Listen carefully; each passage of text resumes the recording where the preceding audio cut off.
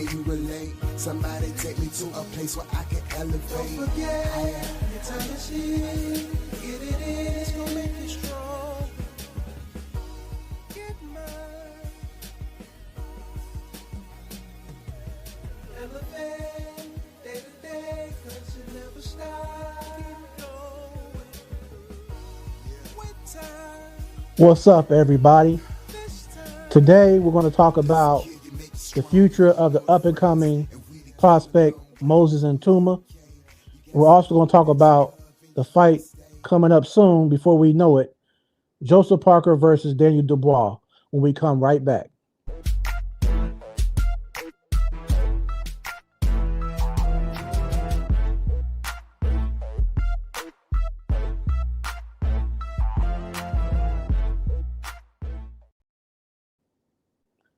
Welcome to another episode of Ring Walk Boxing Podcast. I am Bean. And if you're here on this live stream, I'm happy that you came along to come kick it and politic on some boxing. So if you're in the chat room, what's going on, man? What's going on, cuzzo? Make sure when you come in here, please do me a favor and hit the thumbs up. All right, so what we got coming up in Riyadh, Saudi Arabia, we got Joseph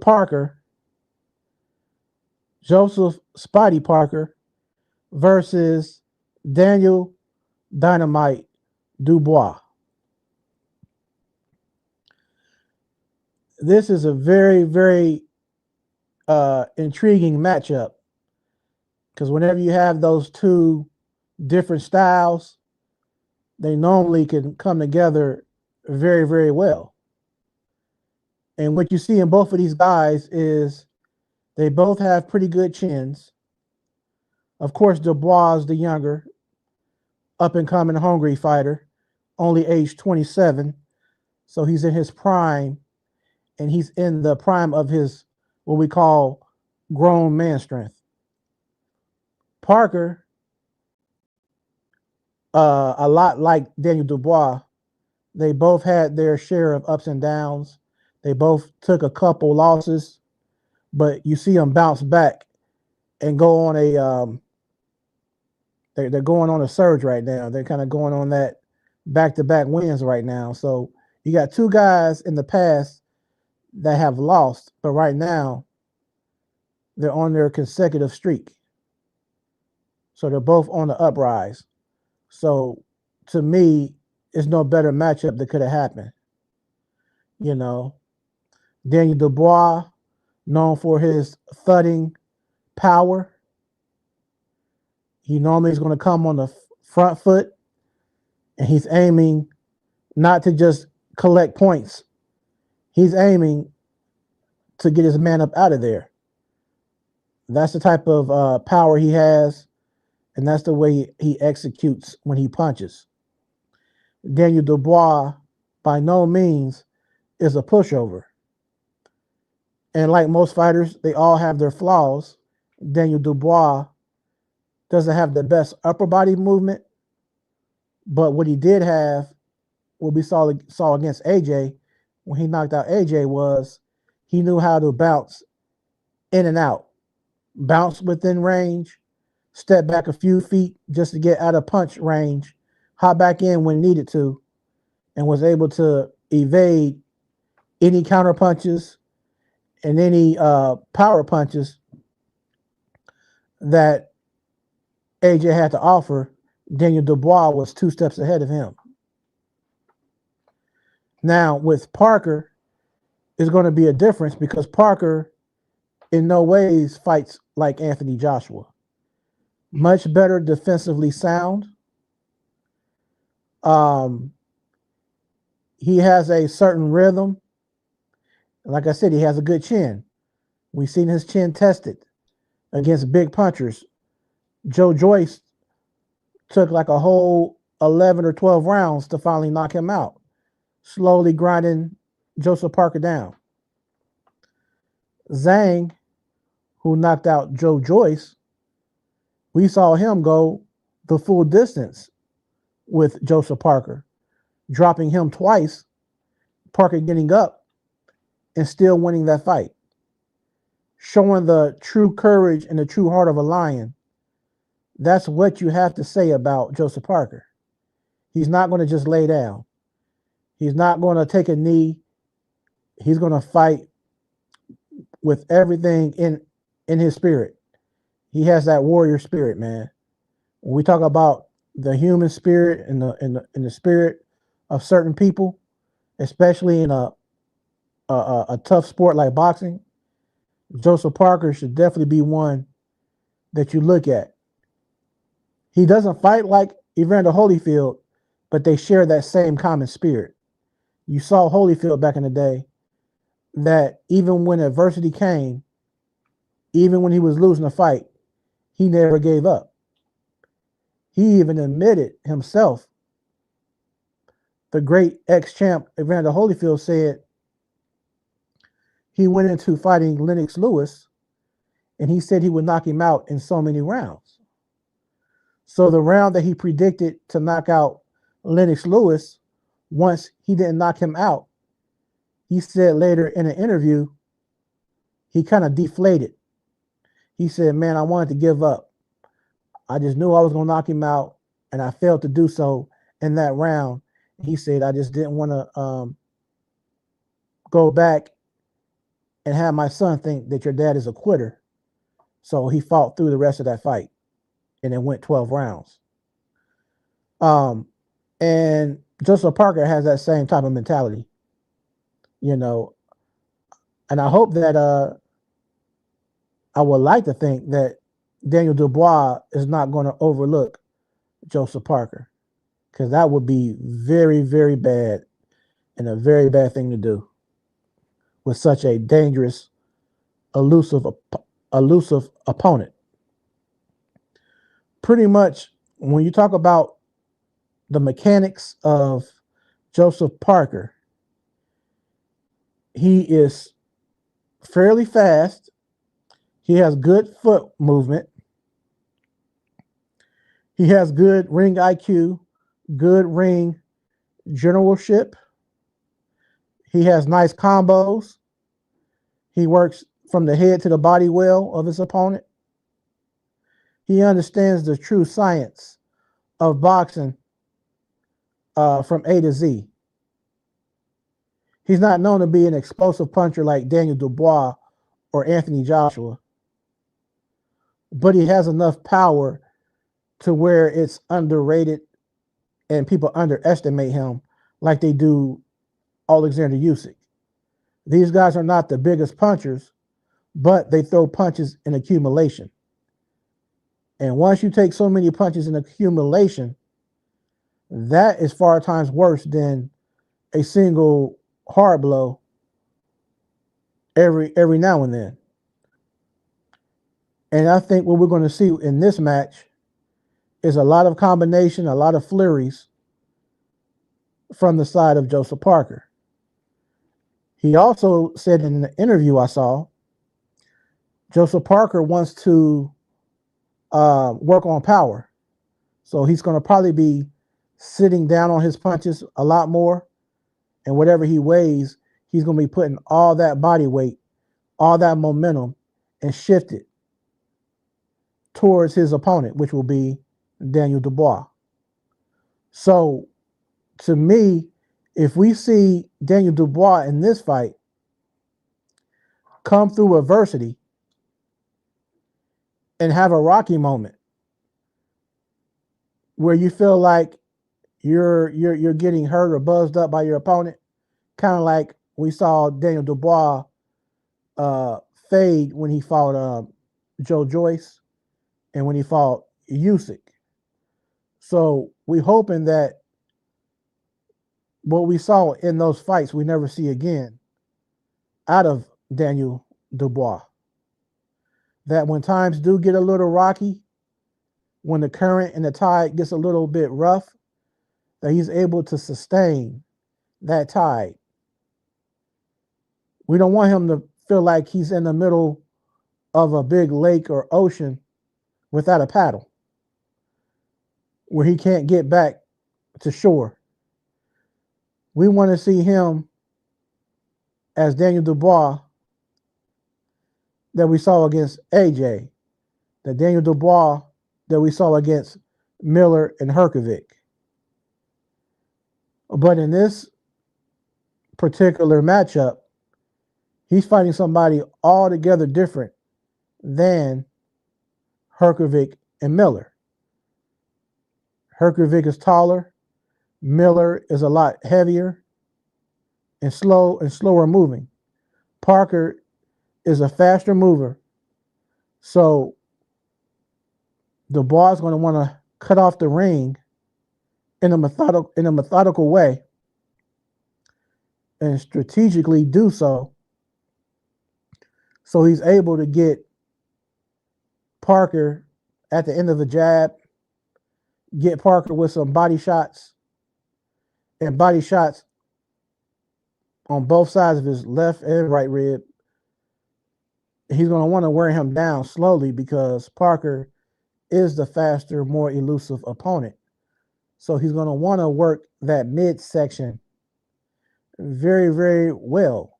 And this will be pivotal if he is to be successful against the likes of someone like Joseph Spidey Parker. In the same aspect, Joseph Parker, being no slouch, must understand the lateral movements, the angles, maybe take a few recipes from the book of Usyk, some of his movements, some of his awkward angles, study some of his film against Dubois and big punchers and how he evades their power, how he's able to maneuver.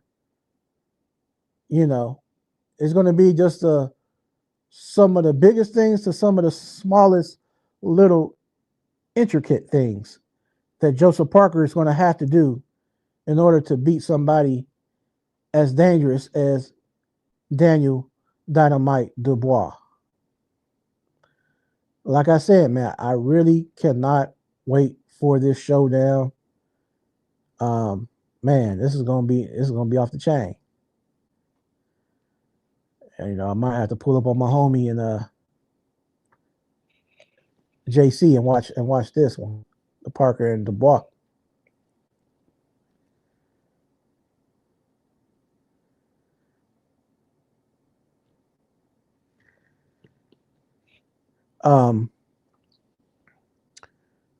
So we also have the young up and coming out of UK, Moses Itauma. Only 19 years old, nice, decent feet, nice power, and pretty fast hands. He is the next up and coming star, I believe. And it looks like they're building his career and managing him just perfectly, as they should.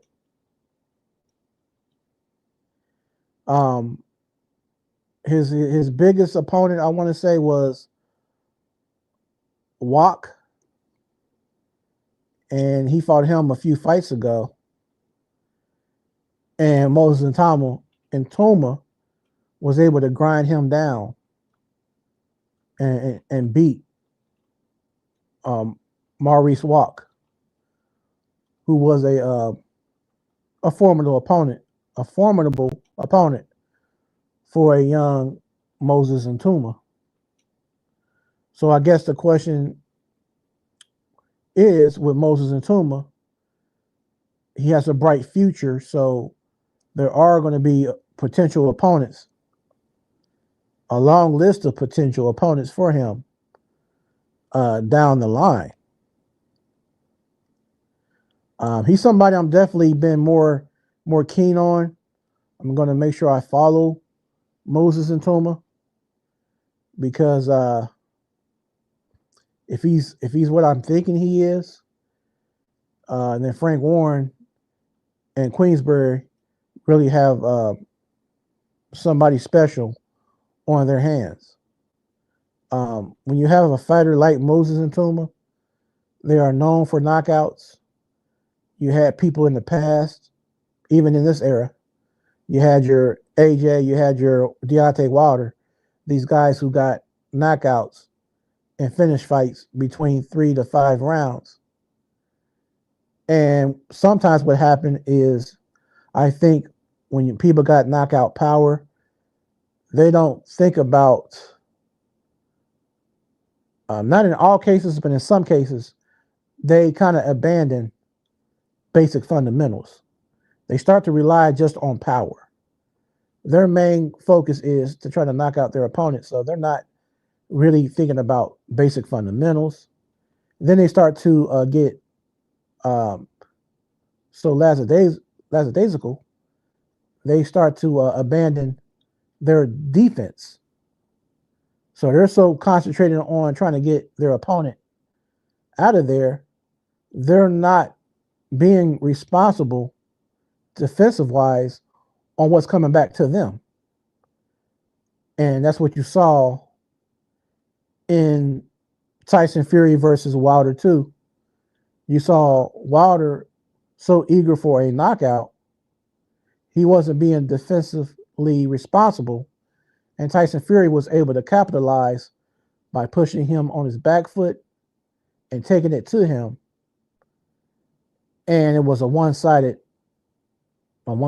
beating from Tyson Fury that he gave to Deontay, the Bronze Bomber Wilder.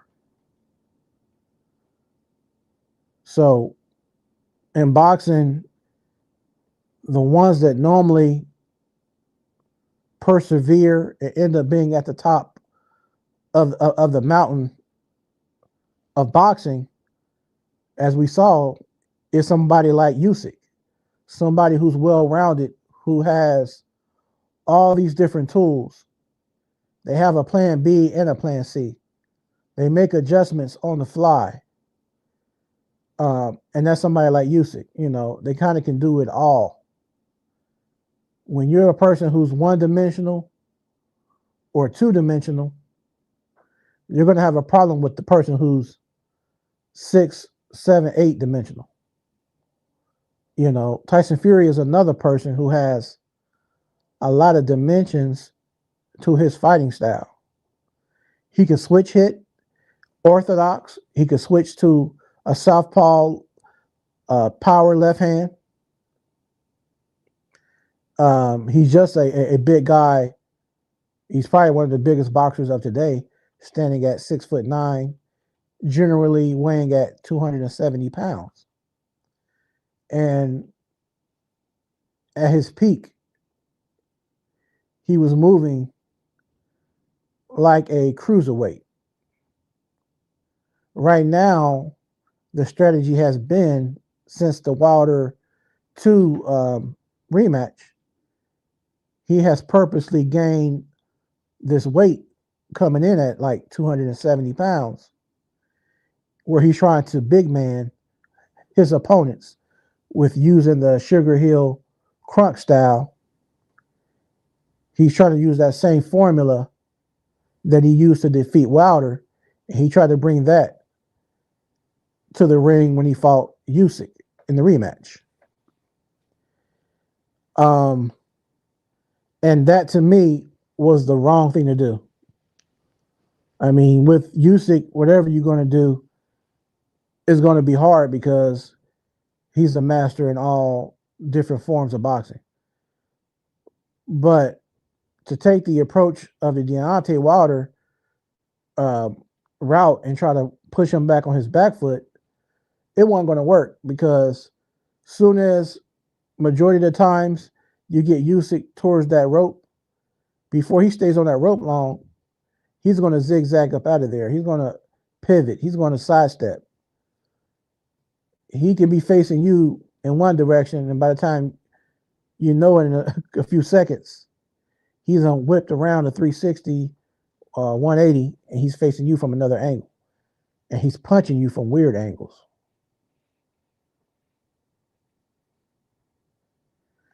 So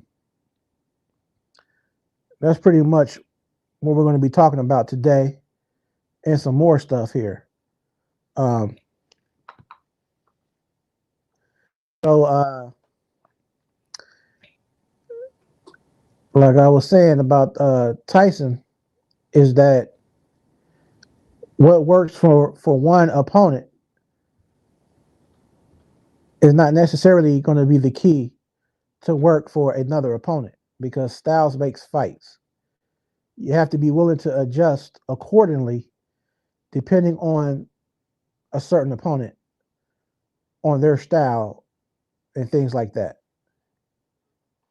You can't just go thinking that just because you were able to finish a guy in so many rounds and use an aggressive style and clinch to them and maul them or whatever, that's not going to work with a swifter fighter who's always on the move and slippery.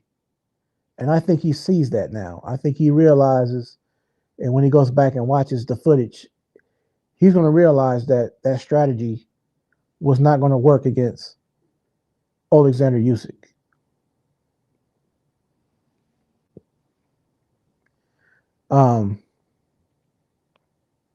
And then, of course, like we were just talking about Deontay Wilder, I've seen interviews recently here where, and shout out to Deontay Wilder, and shout outs to Malik Scott. He was saying that in an interview, he feels that being that Wilder has that concussive one punch knockout power, he believes that he would be the one to defeat Usyk. Like any opponent that Wilder fights, he has a puncher's chance. That he does. But what cannot be overlooked is the skill set of Usyk. He does so much, and his power is overlooked and underrated. It could be a situation where Deontay Wilder gets in there so focused on trying to get a knockout, which Usyk knows that's what he's going for. He can get caught slipping like Fury did in round 8 and round 9 and get buzzed and get hurt. And once he gets hurt, once Usyk steps on that acceleration, it'll be all bad. It'll be all bad for Wilder. You know, so that would be something he would definitely need to work on, is how to even land that punch, because Usyk is always moving. You know, how to set up that punch. You know, stuff like that.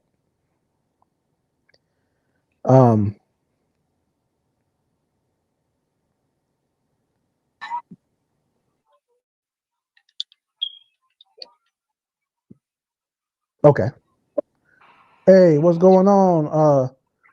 List Unfiltered. What's going on?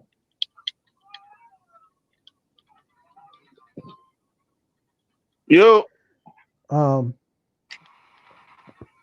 you hear me? Hello?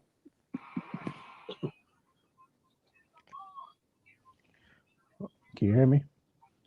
Hold.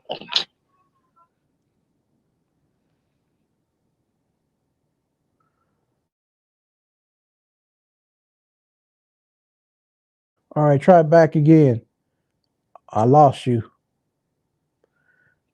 So yeah, with Deontay Wilder, it would be probably best that he takes somebody who is not a huge power puncher, but somebody who is maybe like a Caballero, somebody at somebody on that level. Frank Sanchez. I think those would be the perfect style matchups for Deontay Wilder. You know, the Cuban Flash. Um, and then you got Jack Catterall fighting soon Barboza. I was able to look up a little bit of footage on Barboza Jr. And I must say, he looks very, very dangerous. Those body shots, oh my God, they were crazy. He knew how to place his shots to the body perfectly. Perfect punch placement. Um, Jack Catterall, what I'll say is he needs to be very, very careful and try to minimize exchanges and kind of move in and out, move lateral, left and right. He doesn't want to stand in the pocket too long. It looks like he could take a lot of damage from somebody like Barboza Jr. And I like Jack Catterall. You know, he's nice. Got some very good skills. Um, Another situation is I've been seeing on different trending topics is that Tank Davis versus Lamont Roach Jr. is allegedly in limbo. I don't know if me and other people are overthinking, but it's being said that Tank made a post saying that the fight was canceled. Then he took down his social media accounts. So it has people wondering, is the fight still going to happen or is it not going to happen? I keep hearing it both ways. Some people say they hear it's off, but then other people say that's not the truth, that it will go on as scheduled. So pretty much I'm going to say we just have to follow it up until the fight day and just see if it happens, because there's too much controversy on whether or not it's going to happen or if it won't happen. And with boxing, a lot of stuff be going on in the background that we might not be necessarily privy to. Um, Only Tank Davis and Lamont Roach and the ones very, very close would possibly know what is going on in this situation.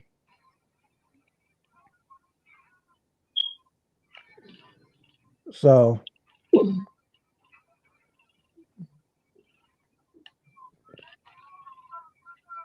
hey, Unfiltered, you back?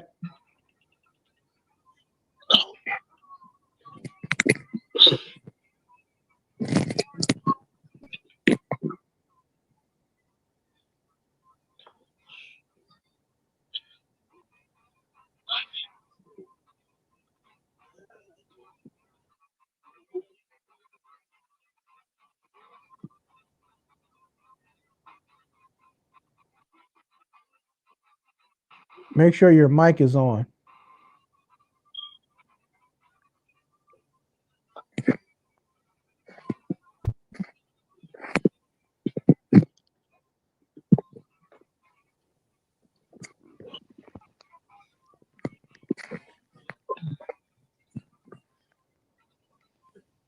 Yeah, make sure your mic is on. So I hope that's not the case. I hope that this fight is going to happen.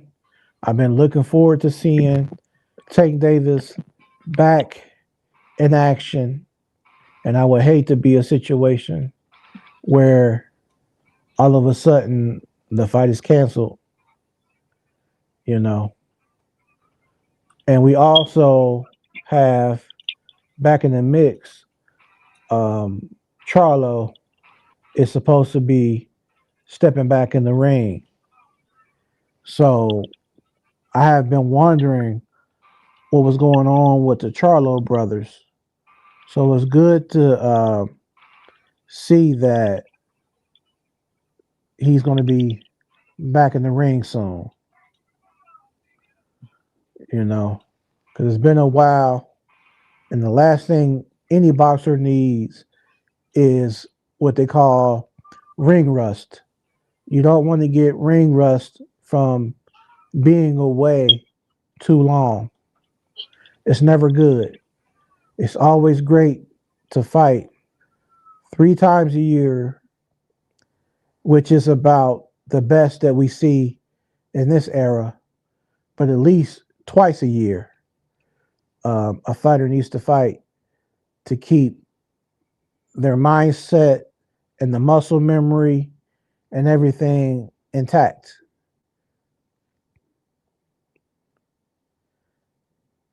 Um, but like I say, Jermell Charlo, um, I don't know exactly who we're going to see him against. And sometimes I get them mixed up, the twins. But Jermell is the one that will be fighting soon. Jamal is the smaller Charlo. So at 154, who would be some potential opponents for Jermell Charlo? A lot of people are saying Terrence Bud Crawford. Wow. That would be, in my opinion, I think he's too much for Charlo. Terrence Crawford is the true essence of a boxer with all around skill. If he has any flaws, is real minimal. He has good stamina. He has good foot and hand speed. He can fight orthodox. He can fight southpaw. He just has so many tricks and so many tools in his bag. That's what makes him so dangerous. And we saw him using a lot of those tools when he defeated Errol Spence Jr. at 147 pounds. Now, heavier at 154 pounds, I'm pretty sure Bud will start to come into form where he will get acclimated to 154 pounds.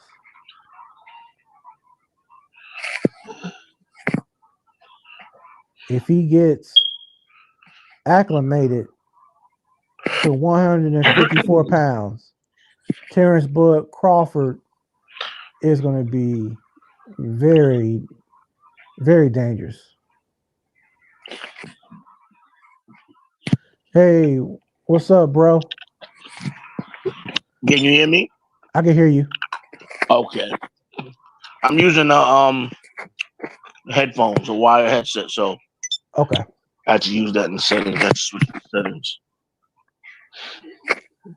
Nice setup here. This is nice. Thanks, brother. Yeah, thanks for following through. Yeah, no problem, bro. Glad I could.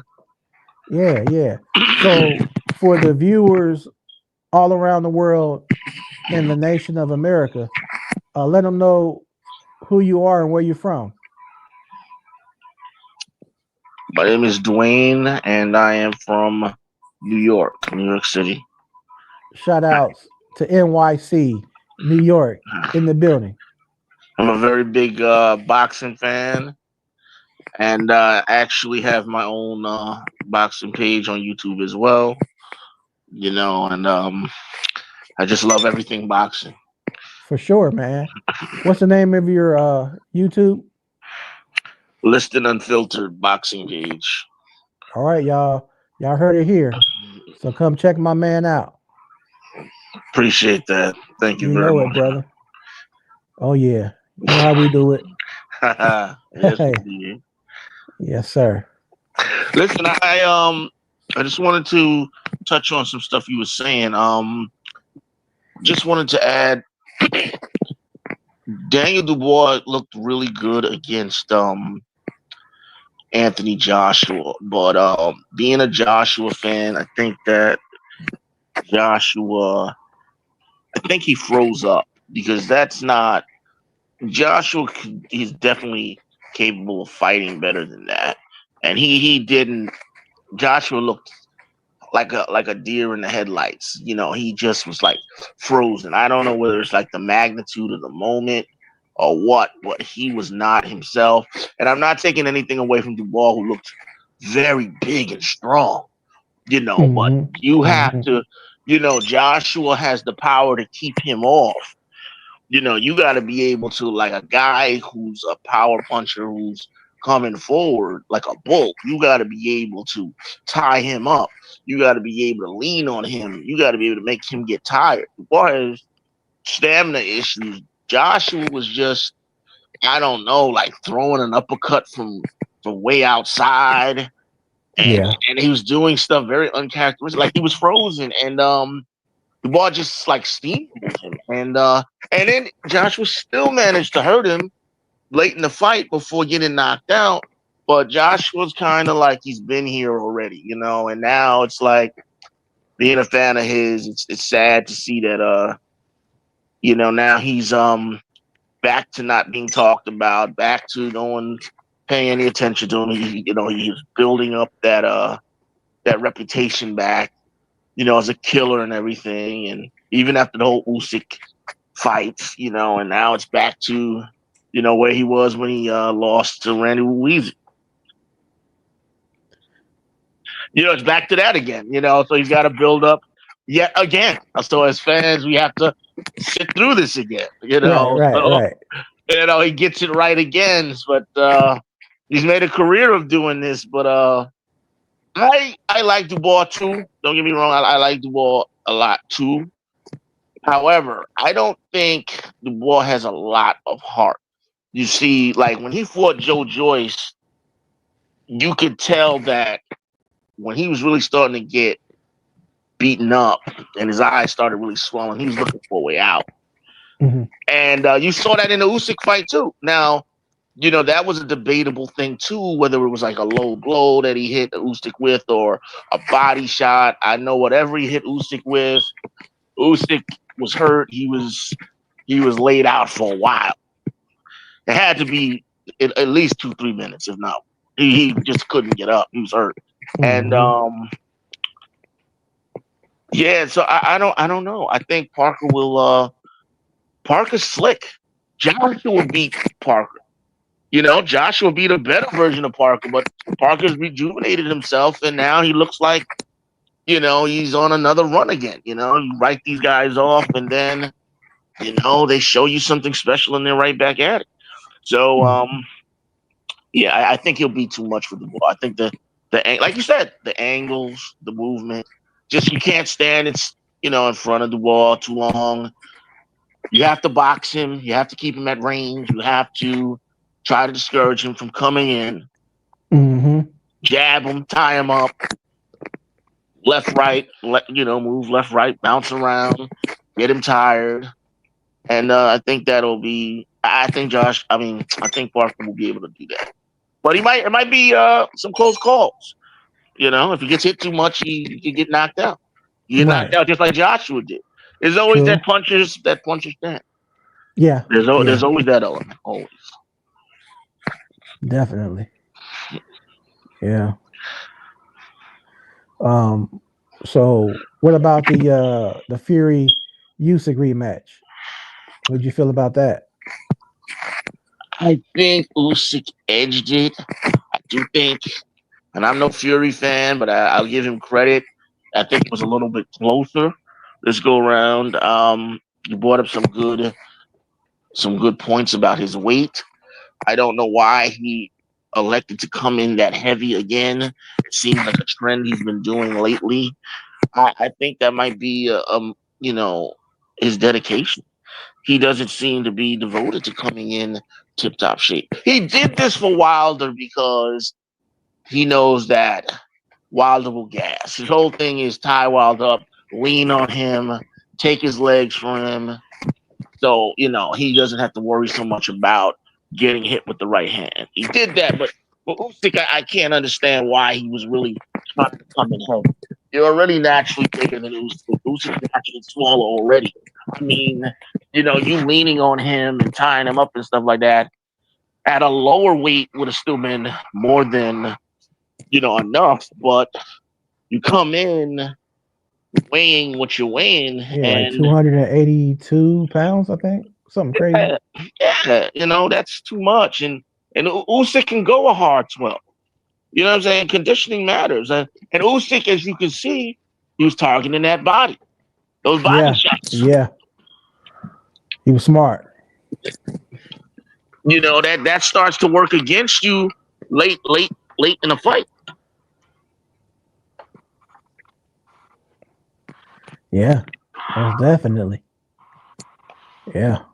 It definitely starts to catch up with you. And with Usyk, his mentality and the way he trains for that deep end. He trains for that round 6 in those championship rounds He beyond. he does. He does. When you're tired and fatiguing, he's still on pace. But you see, that's why, like, outside of like Dubois, like nobody really has tested him in terms of like a heavyweight, in terms of like making him feel like, you know, you're not a natural heavyweight. See, Mm-hmm. that's what Joshua was supposed to do. Joshua Yeah. instead tried to box with him, which turned into a big mistake. He didn't have the type of success.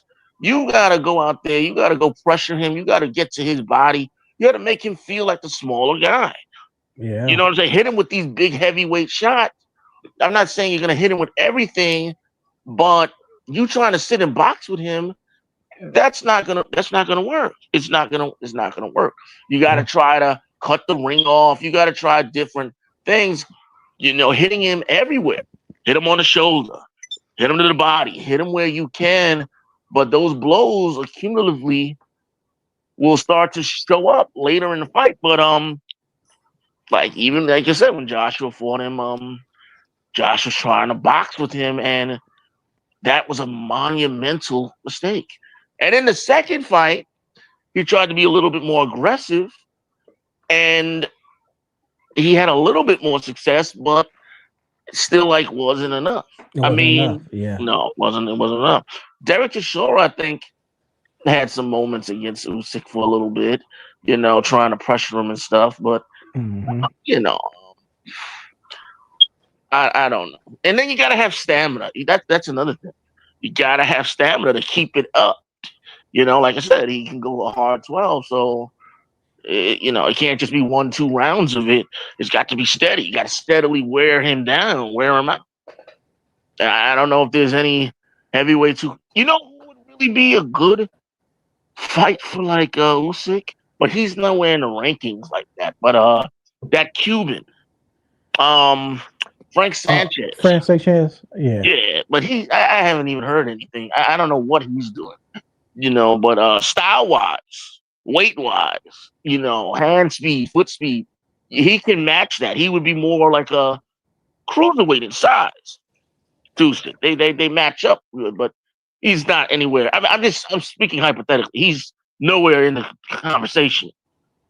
I don't even know the last time he fought. I don't even know what he's ranked, but I'm just talking from a stylistic standpoint now. But, right. Yeah. And I'll tell you who else may look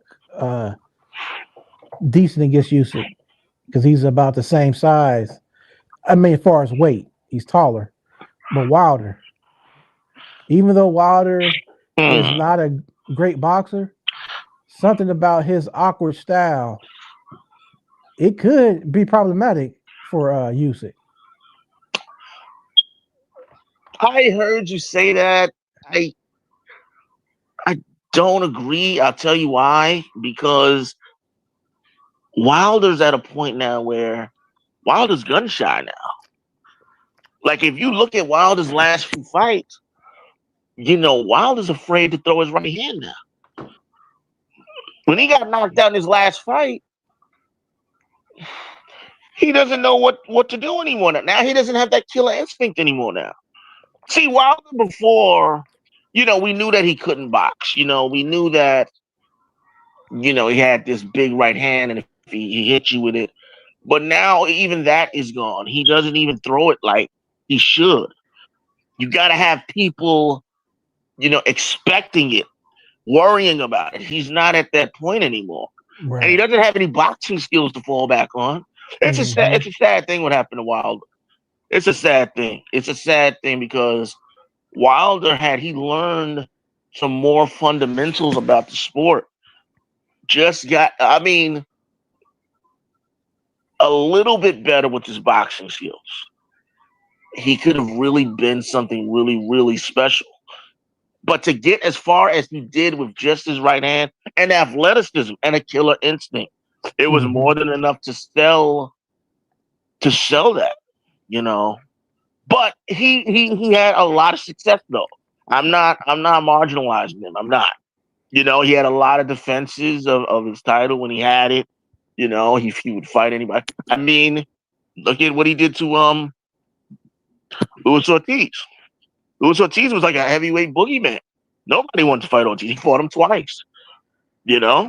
Proved that even though you got superior boxing skills, I'll knock you out. I need one. Boom. Twice.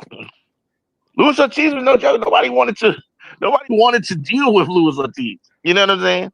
Right. Nobody wanted to deal with him. And I thought that was admirable of Wilder. I'll fight him.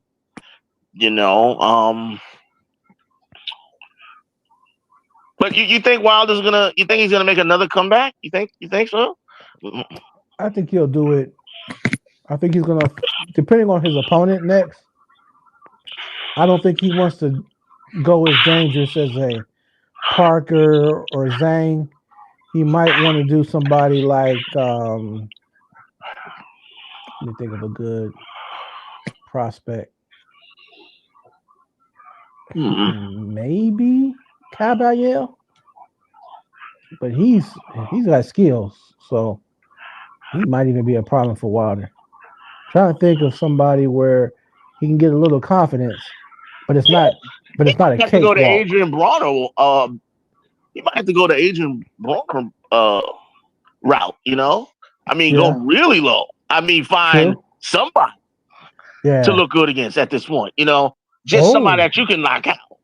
I'll tell you who could fight. Who he didn't fight a long time ago. He should fight Charles Martin.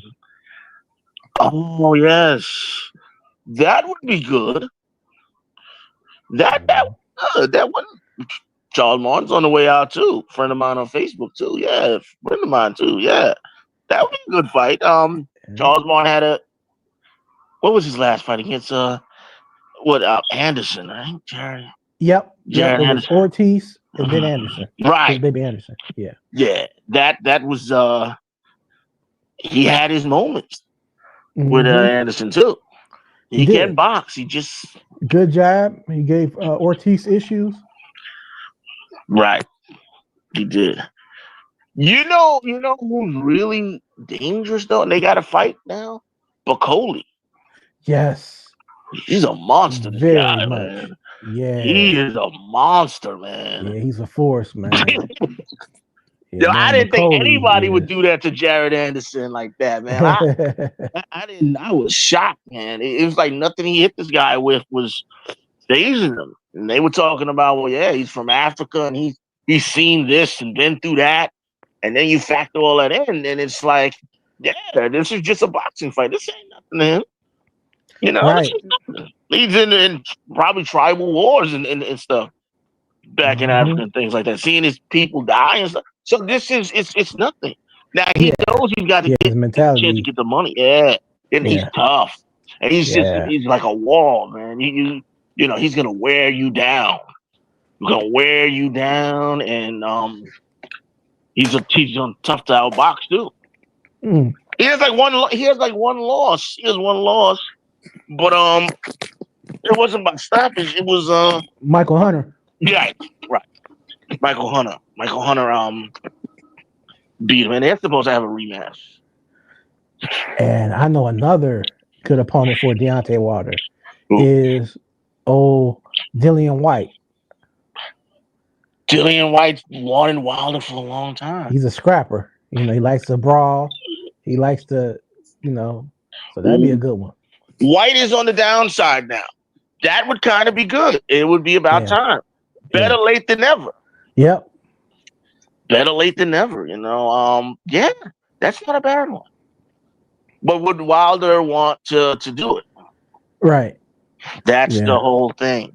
And then Wilder, I think me and you talked about this before. There was a lot of people saying that, Joshua was ducking Wilder. But these same people fail to realize that there were like, 2 or 3 offers sent to Wilder's camp. And he turned them all down. How do you turn down a $50 million, a 2-fight deal for $50 million? I think it was. Oh, the $100 million. It was $100 million. The zone deal. Yeah, it was something like that. It was very lucrative, and Wilder turned it down. And I'm thinking, well, how is it ducking somebody, but you're trying to get them to fight, but they won't accept the deal? This is like the mind of boxing fans. Like, Joshua doesn't want any parts of him, but you got to really look into these things. It was Wilder that didn't want these fights. Yep. You know what I'm saying? And these boxers, what they do, see, this is a reason why the sport is kind of like going through a transition now, is because you have boxing fans who want to see the best fight the best, but you have these fighters now that play the politic game. That I want to make as much as I can. I'm gonna, if he's too dangerous for me to fight him, and you want me to fight him, you're gonna have to pay me. So now I'm gonna cash myself out. It has to be something outrageous where they're not gonna want to pay it, and then it's like, oh well, the fight's just not gonna happen. The end. It's over. Negotiations fell apart. Oh well, we were pretty close. We were 75% there. And then it just couldn't get it done. Yeah. And then these fights just don't happen. It just don't happen. Yeah. All the time, I mean, countless times. I mean, we can go to, I talk about this all the time, like Pacquiao and Floyd. The two of them should have had a trilogy. And it should have been from years ago. They shouldn't have fought in 2015. They should have fought back 2009, 2010. They could have had a series of fights, and then the boxing fans would have been happy. We got Marquez and Pacquiao 4 times. Not saying I was disappointed with that. Those were great fights, but and then when the fight eventually happened, it underwhelmed. Like, it wasn't what people wanted to see. Floyd just easily won. Pacquiao, supposedly had an injury and stuff. But these fighters, they do it all the time. And you know what, bro? It's like, don't get me wrong. I understand the politics and the behind the scenes. Sometimes it is a situation where the promoters, but then there are actual situations where the actual boxers have so much arrogance. Because I'm a huge Tank fan, but I'm never impartial. Even if I'm a fan of you, I will call you out on certain antics. Right. I didn't like the fact that Tank is going on there talking about what has Shakur Stevenson done? What has he done? Why is he worthy to even fight me? I don't like that kind of talk. Because that to me sounds like a roundabout way of you putting a little wedge of an excuse there to not for the fight not to happen. In a perfect world, we would see these fights happen. We'd see. I mean, they say Lomachenko's retiring, so he's gonna likely be out. I mean, but then fighters talk about retiring all the time, and then they bounce right back. So the word would like even Tank, oh, well, next year, I'm retiring, and it's just something they throw out there. Shakur Stevenson said the same thing. Oh, well, I'm upset. I can't get this fight, so I'm retiring.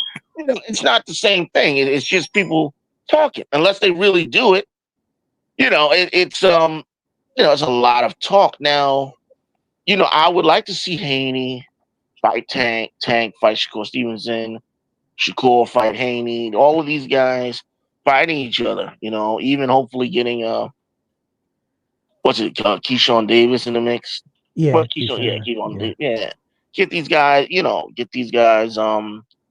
what's his name from Brooklyn, Hutchinson, Richard, Oh what's it? yeah. He's coming up. A lot of nice young guys, man, skill wise, coming up. Let these guys start getting in there and fighting with each other. And Tank, though, I had a friend that I talked to about Tank, and it's not that he doesn't like Tank, but he feels like Tank is a protected fighter. Right. He feels that Tank is a protected fighter. And he looks at, well, when Tank first came, they wanted him to fight Loma. And Tank was like, no, I don't want to, I'm not ready for him yet, which is kind of true. Tank was kind of young, but he's green. And, admittedly so, but, he fought like, the Rolly Romeros and the Barrioses. And, now it's like, I feel that Tank's resume's, I think it's above average. I think it's, I mean, some people feel that, it's not good, but I feel he's fought some decent fighters. I do. Shakur Stevenson, on the other hand, though, is another story. Shakur Stevenson, who I was starting to really like, I totally got turned off of him after watching him fight Edwin Dos Santos and his performance there. Look, man, you Rigondeaux, some of these other guys that, we want to hit and don't get hit. Listen, I get it. Okay, I get it. But people need to understand that is not all that there is to boxing. It's an aspect of boxing. It's not all that boxing entails. What I'm saying? These guys, like Rigondeaux, everybody, nobody wants to fight Rigondeaux. When you're throwing 3 punches around and you've got half the crowd sleeping, I don't see people knocking down the door to fight you. Mm-hmm. Your stock is going to drop. Yeah. Okay. Well, you're winning fights. Okay. But at what cost? Shakur Stevenson, the same thing. He can't get big names. You know why? Because you sit and you run and you backpedal all fight long. Larry used to do the same thing. And then somebody must have sat and talked to him like, hey, listen, man, your career is almost over. You're going to have to start throwing some punches. You're going to have to start doing something. So he starts letting his hands go, having more exciting fights. And, he's prolonged his career. There's no one that's going to want to fight you. And more importantly, no one's going to pay to see it. You're not going to get big paydays. You're not going to get people who want to watch that. Because I think where that all kind of stemmed from is me and you, we might be around the same age. But do you remember Pretty Boy Mayweather? So Pretty Boy Mayweather showed he was a finisher. He would stand in that pocket like Pernell Whitaker, and he could still break you down and stop you. But once he injured that hand and he became more defensive, and then the Money Mayweather came, he wasn't as aggressive as Pretty Boy. Everybody's trying to look like Money Mayweather, but they forgetting at one time he was Pretty Boy before Money May. Well, what happened with Floyd is basically Floyd was locked in with Top Rank, him, and then you had De La Hoya too. So basically, they started boxing's Cold War. They both splintered off eventually because when Floyd fought Arturo Gatti, Floyd wasn't happy with the money he got. He felt like, look, I want to be making this every fight. This is when Floyd was hungry. This was Floyd early in his career. This is when Floyd was like, I want Costa-Zoo. I want this one. Give me Mosley. Give me all of these guys. He wanted them all. And there was no one really that really was crazy about fighting him too much. Oscar, the same thing. They both splintered away and did their own thing. Floyd started, his own company. And Oscar did. And that's when now the promoter now, Bob Arum now, it was something totally different. You got fighters now promoting themselves. They're self-promoters now. So now, basically, like you just said, Floyd, when Floyd first started, Floyd would try to go for finishes and stuff like that.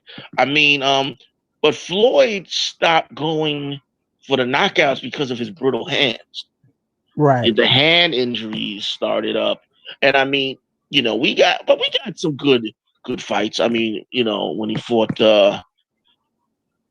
Augustus and the two Castillo fights were good. I don't know. Do you remember when Floyd fought Jesus Chavez? I don't. It was, if you haven't seen this fight, it's one of Floyd's toughest fights, actually. A lot of people don't know. Now, Jesus Chavez killed a guy in the ring, Levander Johnson. Mm-hmm. Now, that's who Floyd fought. Floyd fought him in his... Now, I'm not either Floyd's 8th fight or 9th fight. Hey, what's up, Graham? Shout outs to UK. All right. Yeah, but yeah, it was the brittle hands thing, and Floyd basically he stopped trying to go for knockouts. He started just pot shotting more. But he definitely showed that he could let his hands go and stuff. People got upset with him later on in his career, but like I said, he had brittle hands. He couldn't knock guys out. A lot of guys have hand problems, Right. It wasn't really his fault so much. All right, I'll say this real quick, right? Look at when Canelo fought Floyd versus when Canelo fought Lara. I always bring up this scenario. I think that when you see Canelo against Lara backpedaled a lot and was accused of running a lot in that fight. Whereas if you watch when Canelo fought Floyd, even though Canelo was green, he was, but you'll see that Floyd used excellent boxing skills. He didn't run. And Floyd's been accused of being a runner too. Right. And I don't really know why people say it, but he's been in the pocket. Floyd will tear you up inside, outside.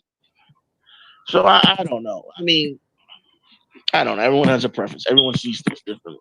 For me, he wasn't a runner. He wasn't. Right. And I hear that more or less in this era. I've noticed I see that left and right. That cliche is very loosely used. Back in that era of me growing up in the 90s boxing, and then my dad's era, Ali, And then his dad's era, Sugar Ray Robinson, my grandfather's era, you didn't hear people calling Sugar Ray Robinson a runner. You wouldn't hear people call Sugar Ray Leonard a runner.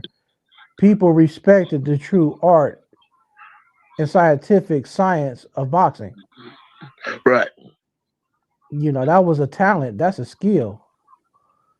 But Very true. nowadays, people just think everything's going to be a phone booth. Everything's going to be, you know, Yeah, it's going to run in front of Rock'em me. Sock'em Robots. Yeah. You know, it's people want to see knockouts. Foreman, Lyle.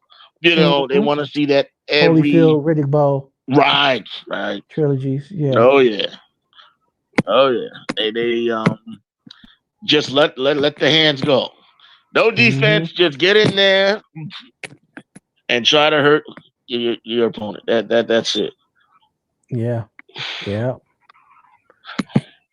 So do you have like a favorite? You have like a favorite like a boxing match, like in terms of skill wise? You mean like a master class, just like all time fights or just in this era maybe or just just favorite, like a favorite, you know, like for me I have God, I have a few, but like Roy Jones Jr. against Vinny Pazienza. Man, the beating he put on him, man. Oh my God, man. Yeah, And, I like the Ali and the guy they kept calling him Clay. Ernie Terrell. Yeah. He put it on him. Yeah. Ernie Terrell held a high guard. Ali just got around it and puffed his eyes up. What's my name? What's my name? My name. Yeah, that was he beat Terrell pretty bad. I'm into that too. Like all the, you know, all the eras. I try to go back. I go back to about not the bare knuckle stuff. I not into that too much. Right. You know what I'm saying? Where you know they're doing like 100 rounds and stuff like that. You know, Jack Johnson stuff. Not too much, but you know, go up a little bit. Joe Louis, Sugar Ray Robinson, Ezra Charles. Oh yeah. Archie Moore. You know what I'm saying? All of those guys. Yeah, they got some good stuff. Well, down not far from where I'm at, downtown Cincinnati, they have the Cobra, your guy. Yeah, Ezra Charles Street. They got his mural. They got a statue. It's a real nice setup in the West End of downtown. The mural is in Over the Rhine. You know, Cincinnati downtown. Yep. Ezra Charles was a hell of a fighter, man. And his fights with Jersey Joe Walcott. Oh my God. Those were classics, man. They both won like 2 fights each, too. I think, if I'm not mistaken, yeah. Like they had 4 fights and they both won like 2. They both I think knocked each other out in both of them. If I'm not mistaken, I could be wrong. But I think they fought like 4 times. And his 2 fights with Marciano was crazy too. A lot of people give Marciano so much credit, you know, for fighting those guys, and they were way past it too. Yeah, they were on the decline. They've been in a lot of wars, and they gave him they gave him a headache. I mean, Ezra Charles split Marciano's nose. Sure did. Split it. Yeah. Almost we're gonna stop the fight. His nose is hanging off. You know what I'm saying? And this is this is the old Ezra Charles too. He was aging and everything, you know, and you know, but it shows you the toughness too. These guys, they weren't fighting for money. Right. They weren't fighting. I mean, they weren't fighting for money, but money wasn't everything. That's yeah. You know what I'm saying? Where some of these guys would be fighting, like you brought up Sugar Ray Robinson. Well, Sugar Ray Robinson had like what, over 200 fights in his career. If you get a guy today fighting like 4 times a year, that's extremely active. You get most guys fighting like maybe twice. Twice is a conventional year. You know what I'm saying? But 4 times, and these guys, some of them were fighting Sugar Ray Robinson. Some of these guys, like back then, Yeah. 4 times a month. Yeah, Sugar Ray They were Robinson moving was around. special. Yeah, climbing up and down weight classes and stuff like that. Yeah, Yeah. See, the unfortunate thing about that though, a lot of these fighters, like, there's like no film on them. Very little film. Like Sugar Ray Robinson, there's no film on him as a welterweight. Everything else you get of him is like what, middleweight. There's no film, and that's where they say that's where he was his greatest. Like you get like when he fought Gene Fullmer and Basilio, they give you certain clips of stuff, but you really, a lot of that stuff, it's never recorded, and it's a shame. We'll never see it. We'll never see it. That's why I named my page Liston Unfiltered or whatever. Sonny Liston is my favorite fighter. So that's why I named it that. But even with him, there's very little footage. Yeah, Sonny Liston, especially in his prime. Yeah. Yeah. Very little. Ali, they must have knew Ali was going to be special. I mean, from the jump, because everything. I don't think there's anything he did do that is not recorded. It's all there. Yeah. All of his fights. You can get it all. Start to finish. All his interviews, all of that stuff is recorded. It's locked away. Yeah. Yeah, man. The Louisville lip. Yeah. Now look, what about what's gonna be a good fight? Teofimo Lopez and what's his name? Sandriel Matias, is it? Matias? There might be. I think that's who it is. Who fought he's the one who he did what he did to Pritchard Cologne. Oh, okay. Yeah, if I'm not mistaken, yeah. Wow.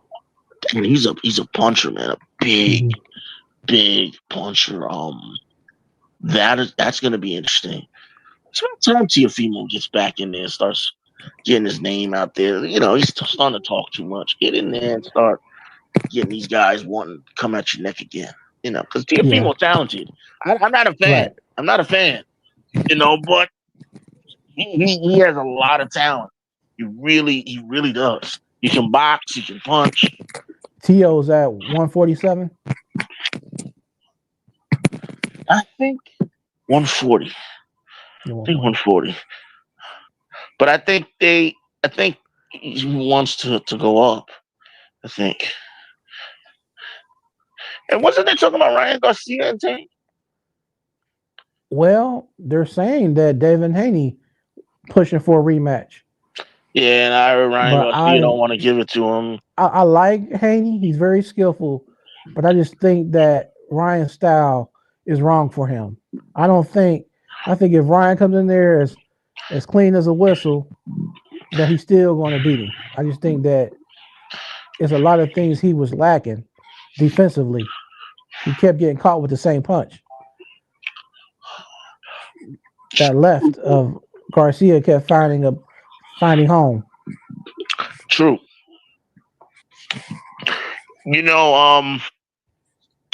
That's one thing that Ryan Garcia does have going for him. Whether people like him or not, he has very good hand speed. His hand speed is exceptional, and got power with it. He does, yeah. Left hook is serious. He gets you with it. He's very, very good. I don't know.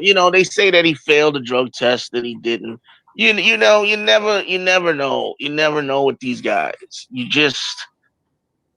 never really know.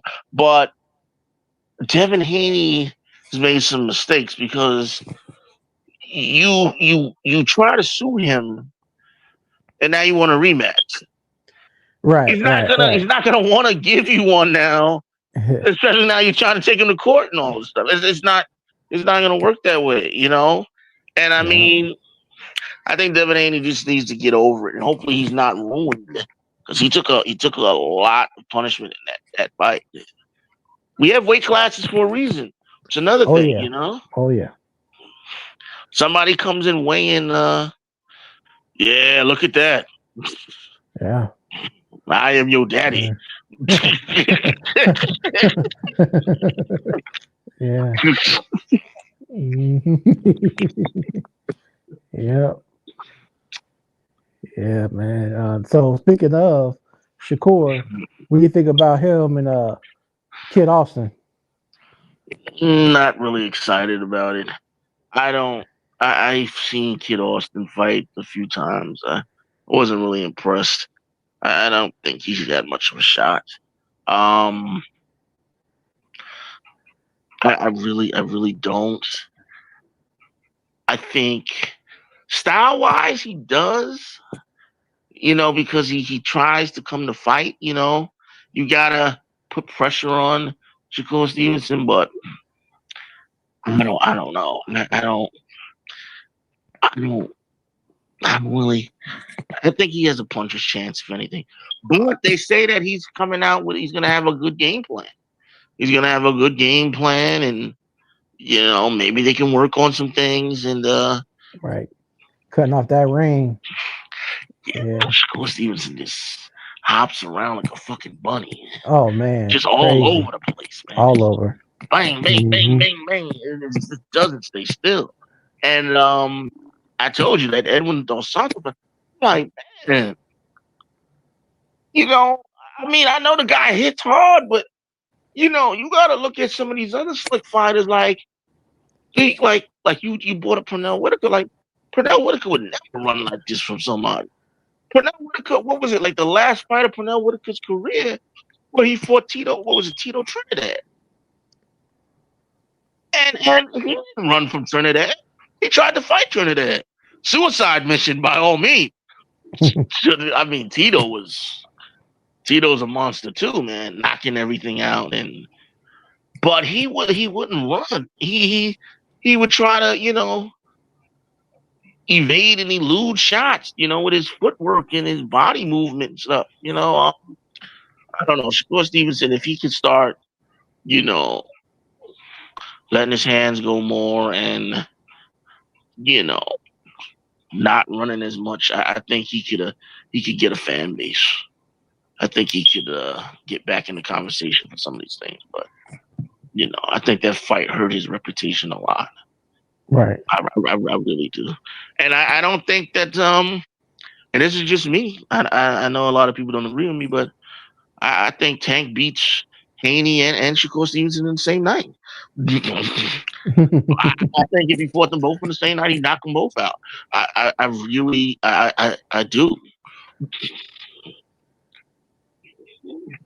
Tank can hit with both hands. Yes, he can. And he's not easy to hit. You know, you try, you know, your offense against him, he's slipping and stuff. And Tank has an IQ. He's been doing it since a kid. And he could take a punch. And to me, the power of Stevenson and Haney is not going to be sustainable enough to make him respected enough. No. It's not like they're what's that one guy Tank beat? He stays in Indiana, but he's from Detroit. Frank Martin. He has decent power. Frank Martin eventually won a few rounds. He got found out once Tank saw the rhythm. Yep. Started seeing, he's like, okay, I'm gonna get him. But Frank Martin, what Tank wanted to do with Frank Martin fought a good fight. I give him credit. He fought a good fight, disciplined fight. But see, what Tank was doing was, I'm gonna drown him late. I'm gonna drown him late. I'm gonna work his body. I'm gonna get him tired. He started getting tired, and he started looking very fatigued and stuff like that. And Tank, he's very good with his IQ. He finds those little openings in your defense that no one else sees. And it only takes one from him. Leah Santos Cruz sends him into the shadow realm. A fighter I like. I like Santa Cruz. Yeah, and nice. I couldn't. He knocked him senseless. He terrible. The only guy that I can recall off the top of my head that Tank was weary of is Rolly. Yeah. Rolly's power, I think, had Tank a little concerned. Right. Because Tank was a little bit more patient against him than in other fights. I don't think he wanted to rush anything because Rolly can't really box, but when he loads up on them shots, they're very heavy shots. Right. Very heavy. And I don't think Tank wanted to get hit with too much of that. And when Exactly. you're dealing with a guy who is like a real slugger like Rolly, they're hitting you in the back of the head. They're not clean shots. They're all over. Right. So I don't think Tank wanted to get hit with too much of that. And I think Tank, it shows where he is mentally as a boxer because, a lot of these guys, well, yeah, we could slug it out. We can do this. We can do that. Listen, it doesn't pay. Right. It doesn't pay to do that. If you can box him and he can't box, take him out, outbox him. I mean, yeah, the fans want to see, knockouts and they want to see explosive fights. But look, if it's going to be easy outboxing him, if the knockout presents itself, go for it. But sometimes you gotta take the 12. But a knockout did come. A shot eventually did come. He took it, laid him out, finished the job. But Tank can also go 12 if he's got to. Exactly. And that's what I like about him. To your point, it's like Tank is not going to be reckless. He doesn't get real reckless. He doesn't waste a lot of punches. He's very much precise with his punch placement. He knows where he's going to hit you. He knows how he's going to hit you. And he knows the effect of how it is when he does hit you. Right. The science of it. He understands that. Yeah. And he has a killer instinct too. Like when he fought Mario Barrios. Barrios was actually in the 11th round, was ahead in the fight. And they told Tank, like, you're down. And I remember he came out and he just wiped the floor with him. 11th round. That's the thing with punchers too. That's tricky. Everybody, these guys who are big punchers and stuff like that, a lot of punchers don't carry their power late. Tank is different. Tank's taking his power all 12 rounds. So there is no escape. You might get through the first 6, but believe me, if he catches you late, he'll finish you too. He'll hurt you too. Yeah. And he 2 knockdowns on Barrios, and he got up and he finished the job. Tank is like one of those guys too. He's a finisher. He can hurt you, but he's not gonna let you off the hook either. Right. Yeah. He's gonna finish the job. He's gonna finish the job. Only guy who gave him some trouble, and I guess even though he's an older guy and been in a lot of wars and a lot of punishment, Gamboa. Yeah. Gamboa. I don't know. Tank couldn't nail him down for a while. He's rugged, man. He's pretty rugged. Yeah. Yeah, but Tank's a dog, though. Tank's a real dog. Tough guy. Tough. And Pitbull Cruz, he's tough, but his only issue is he only has a certain dimension of how he can fight, being so little. And the way he comes in, a person like Rayo showed, if I'm a smart boxer, I'll just pick him apart all night. And you can't do nothing with him. Yeah, I like Pitbull. I like Pitbull a lot, but yeah, it's Rail. Didn't Rail fought what's his name? What's his name? Didn't he knock out what Chris Colbert, right? I think so. With the different color hair. Yeah. Oh man, he knocked him out. Yeah, that's him. Yeah, but yeah. I mean, styles make fights. Yes, You sir. know, Most if definitely. you've got a good educated jab and you can box, and somebody's smaller and they've got to try bobbing and weaving and getting in, cutting that distance, and they can't do it. Like a Pitbull, the only real chance he's got is like getting you against the ropes and doing some work there. But he's got to get you there. And if you can keep moving, then it's just gonna be a tough thing. But Right. yeah, it was an interesting fight. For two, a Jeffe. F.A. Um, Jabba. oh yeah, Jabo. Yeah, Mhm. he just fought. Oh, that fight happened. I knew it was coming up. Yeah, I saw it on YouTube. The clips of it. I think it happened That was him fairly and recent. who was that they paired him up with? Uh, it wasn't. I think who he fought. Hold on a second. It Let me seemed like go. he fought somebody who was supposed to fight, and then that fight didn't happen, and then they put him in there with Fa. Yeah, let me see here.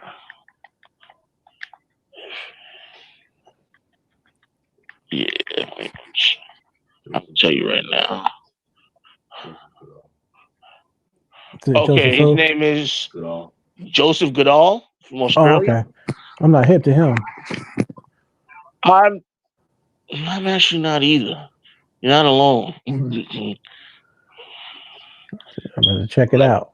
Yeah, it's on YouTube. It's a few. They got a few videos on it, and they I don't know if this is the entire fight or the clips.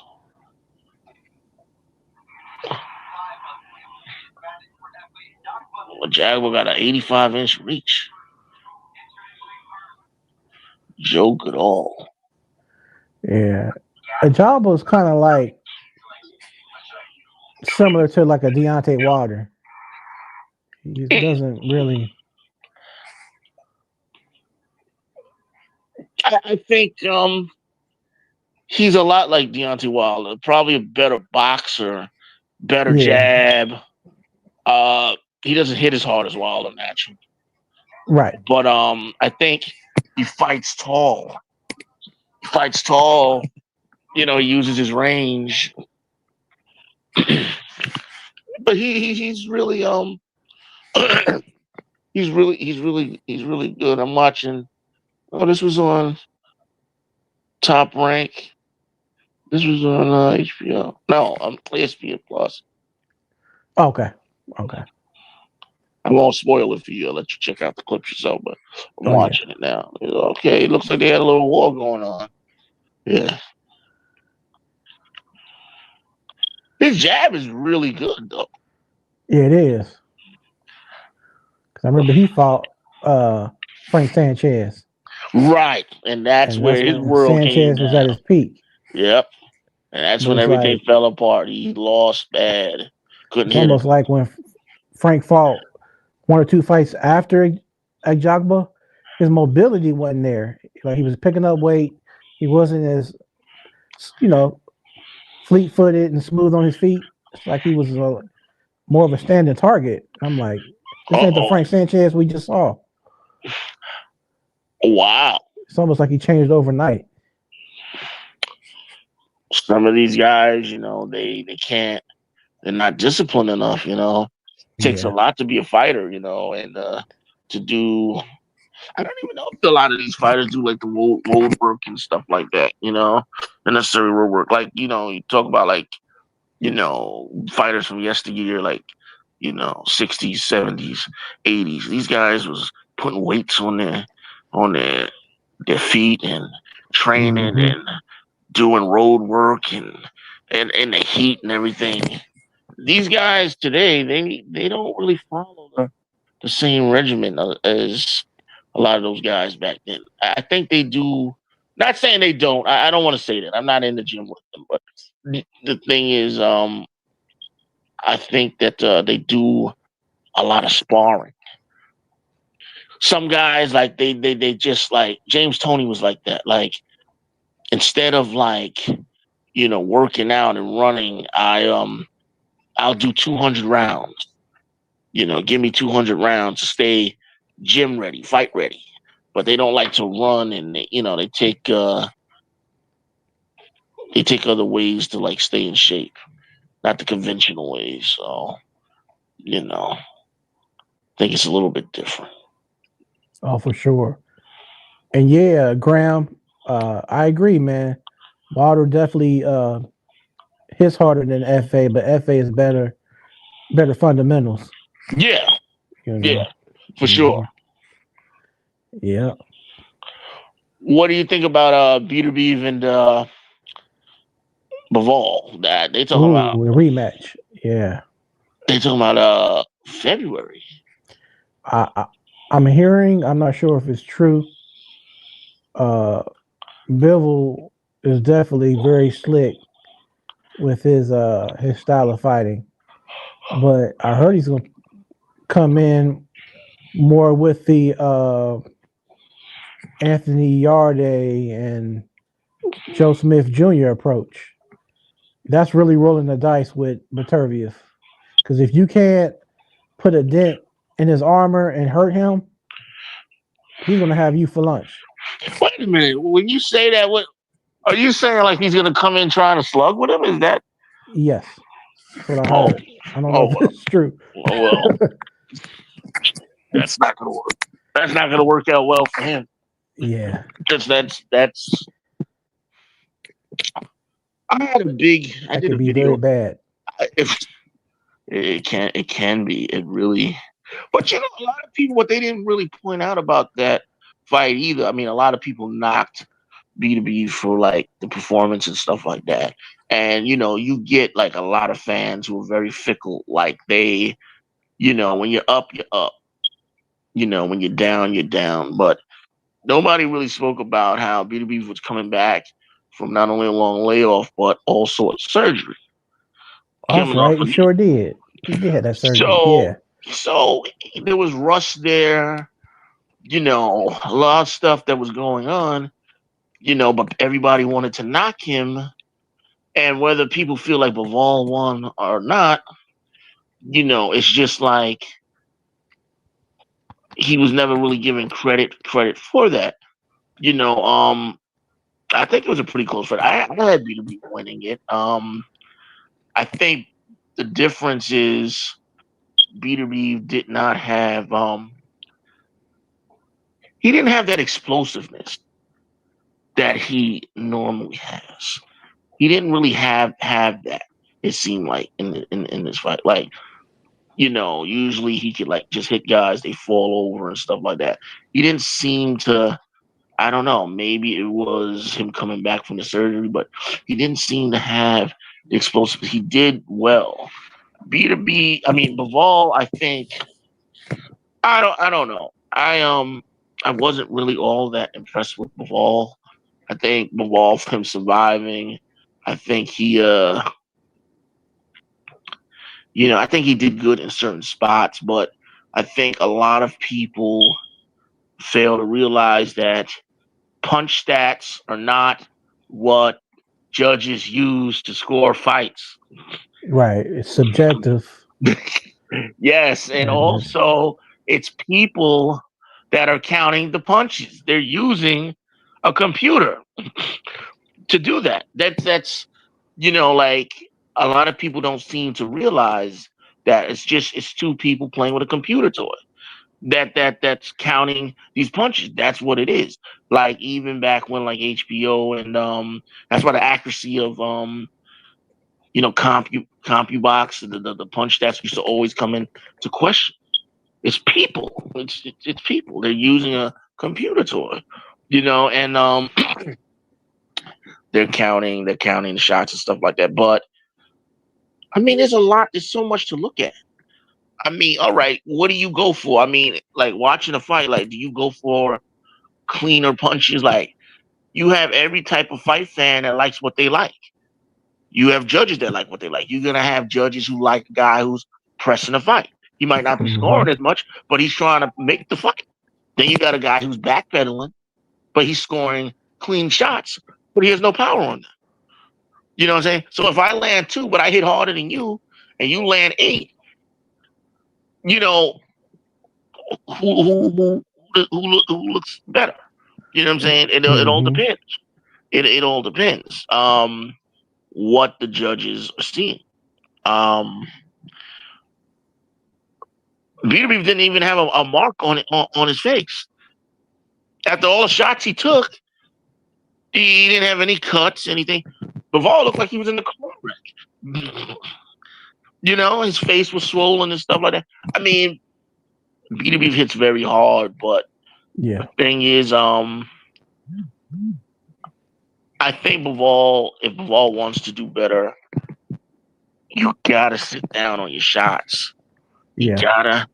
I don't know. He doesn't seem like he has any real snap. I don't know. I'm hoping the rematch is better. I'm hoping the rematch is better, and I hope we get a winner. Oh, definitely. And what about finally the Spence and Fundora? What have you heard about that? Spence and Fundora. Yeah. Very, very. It's gonna be different. One thing I like about Spence is he works that body very, very well. Yep. But true. Fundora has such a long reach. I guess the question is, can he be effective with that reach against Errol Spence? Right. Make him respect his jab enough to keep, Spence from having to constantly, make adjustments. I don't know, man. It's a very interesting matchup there, man. I agree. I agree with you. I think we have to see what Spence looks like coming back, what he looks like, how fast he can start, because now he's dealing with a situation that's different. You're dealing with a guy who, is really big, really, really big, but he's durable. He can punch, and he can actually fight on the inside too. So also Spence is in a new weight class now, so we got to see how he does at 154. Yeah, we got to see how he's gonna do, how he deals with taking punches. Is his chin? How is his chin? He's had a good time off to recuperate from everything. So yeah. I hope that it can be a really good fight. I gotta give Spence respect for taking the fight, because for this to be like a comeback fight, this is more than dangerous. This is not a cherry pick or anything like that. This is, you're jumping right into the fire here. You're jumping in with a guy that's one of the top, and the weight class now, is no, cherry picks on the way in. So, yeah. And I'll piggyback on what you just said. It's funny you said that. I was just watching an interview with somebody who worked with Spence. I can't think of his name, but he's not Spence's trainer, but he actually did get to work with him a time or two. And he was Right. saying that Spence said, if I get a fight, I don't want it to be easy. I want that challenge. I want that, that's just how Spence always been. He doesn't take warm ups. Right. Yeah. That's what makes him special, though, because most guys ain't going to do that. Well, see, that's the thing too. That's something that's different about today's boxing opposed to boxing, in the past, is that you have boxing fans who respect those fighters who dared to be great. All right, so Mhm. you moved up a weight class, you get demolished or destroyed. Hey, at least you went and you tried. We commend you for doing that. Now it's like a loss today. They get you written off very quickly. You get written off, and it's unfair because you'd have a lot of fighters who want to, move up and down in class and try to, you know, dare to be great, but some of them are discouraged in doing that because there's a risk to it. And then, like you said much earlier, the promoters. The promoters play a big part in that too. Like, look, we make money off you. We don't want you to potentially get ruined if you move up and you get into a fight where you get damaged or you can't fight anymore. We lose money. So there's that aspect too. So it's a lot to look at. But I guess Spence looks at it like he's made some really good money already, and his career is winding down now. At this point, we'll probably see Spence. I mean, I'm guessing, assuming that maybe another 2-3 fights, maybe he'll try to get some really big money fights and then bow out. There's no need to have fight another 5-6 years or anything like that. You want to leave with your faculties intact. That's the most important thing.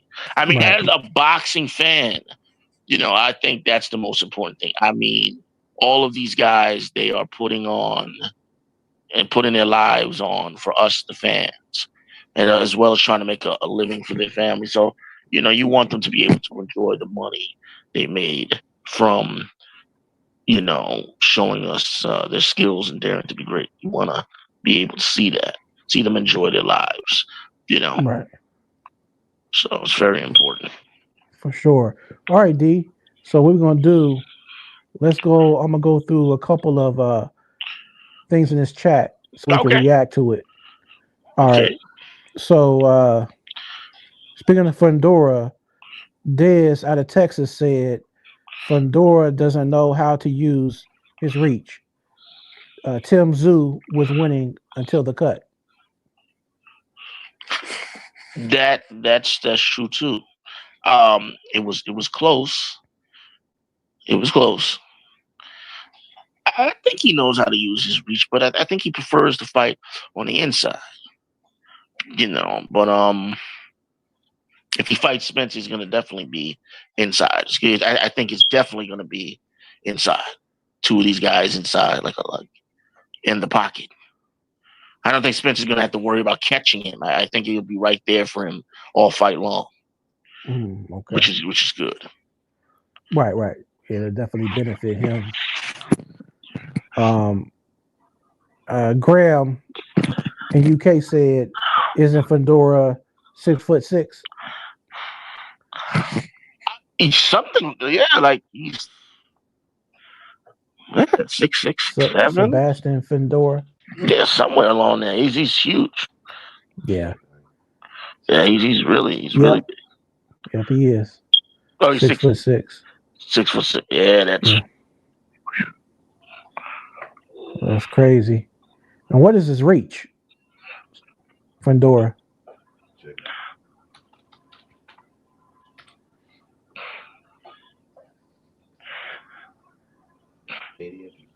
$80-inch reach. 80 inches reach. Wow. Crazy. For a junior middleweight. Mm-hmm. That is long.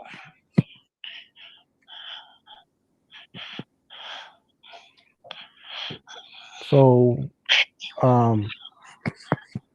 okay. A Dead Scoop said he wants to hop on. Can you send him that link? We still haven't heard from Erickson Lubin either, right? Yeah. After he fought Fundora, and Lubin was a damn good fighter too. Yeah, Lubin was. Yeah, Erickson was he was nice. Yeah, but he took a lot of punishment against Fundora. Yeah, he did. A Yeah. lot.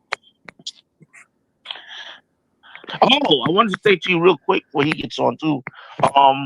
You were talking about the Charlos. Jamal is the bigger one. Jamal is the bigger one. Okay, Jamel is Jamel's the the little younger, little one. Yeah, the one who's at 154. Right. Okay, so Jamal the is bigger one's the at bigger one at 160. 160. He's the one that Caleb Plant slapped. Right. Okay. Okay. But yeah. But that's how I tell them apart.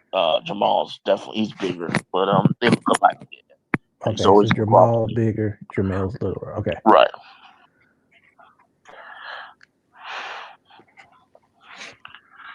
Hey, greetings, Cuzzo down south. Thanks for checking in. Everybody in the chat room, please hit thumbs up. So the algorithm.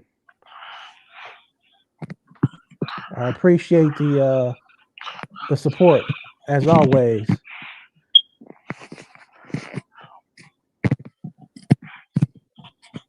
And Dez, the link is sent, brother. Right here in the chat.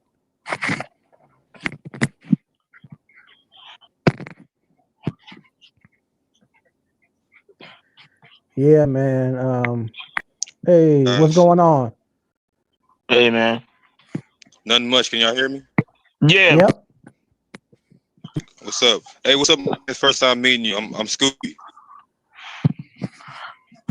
What's going on, Scooby?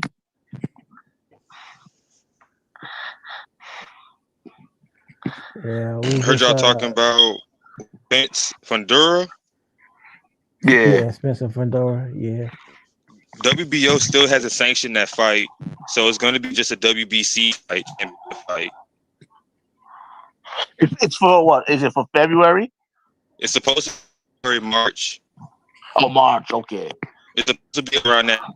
Nothing. The reason why I haven't heard anything is because they're iron out.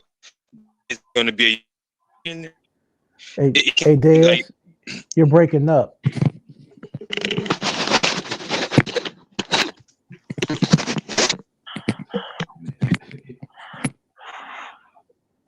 Okay, he'll probably be right back.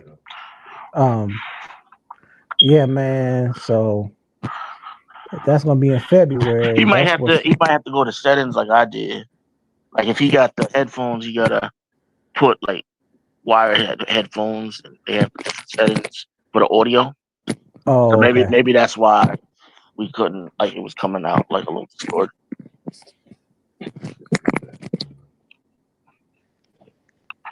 Hey, Cuzzo, thanks for hitting that thumbs up. I appreciate you. Hey, what's up, Scoop? So I think they're trying to iron out the details of junior middleweight championship. You know, can they try and still make it a unification? You know, is it going to be a situation where, hey, if Fundora loses, belt is already, you know, if Spence wins, you know, I think they're trying to figure out the policy of the belts behind it.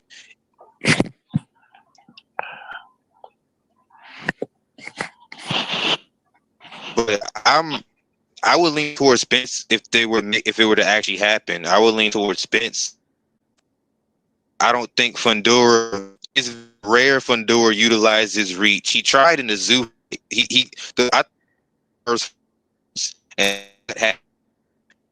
And after that, you know, Fundora is able to take advantage of that and use the jet on the outside. On the inside against Lou, he got caught on the inside. You know, stability even before the losses and these fights. I've never been high on Fundora I've never really been that high on Fundora. The height never really impressed me. He never impressed me because he fought like he wasn't like he 5. In my opinion, he fights like he's 5'9", 5'8". He fights like he's a lot smaller than what he actually is. It's worked to his advantage to a degree, but I think once he goes up in there against other guys like a Bakram, Majamov or Sergey Boachuk, guys like that who can get on the inside and pick him off, of Virgil Ortiz, I don't see Fundora really holding his own against any of the top guys.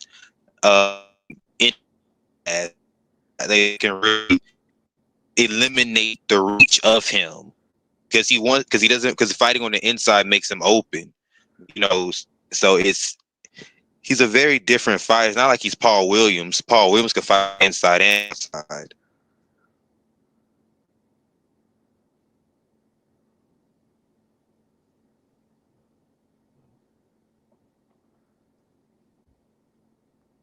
Hey, you still there, D? Yeah. Okay. Yeah, I'm still here. Yeah. So what you think about that?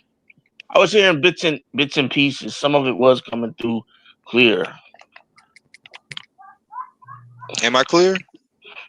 Some of it, it's a little bit clearer than it was the first time. Like certain parts are like coming through, but not all of it. But I did get some of it though. Are your settings the same as last time? Do you remember? Yeah. Okay. I have issues with my phone, but it's like an echo kind of, like your voice is coming through like clear, but then it goes back to like echoing sometimes. It must be this mic. Okay. Well, I can hear you now, so hopefully okay. It'll be, Now you bring up good points about Fundora. Fundora is not everybody's style of fighter for sure, but he a lot of guys, you're right. Like he's tall. He doesn't fight tall. He definitely doesn't fight tall. But he can fight on the inside, and that's a very rare thing. A lot of fighters can't fight on the inside. For him to be so big and to be able to do that is kind of unbelievable too. But I think a lot of that has to do with being on the outside. If he was constantly fighting smaller fighters, they would figure out ways to land on him. Actually, the one time he did get knocked out, that's what ended up happening. He got hit with something he didn't see. Now, he comfortable outside the again as he comfortable. He comfortable.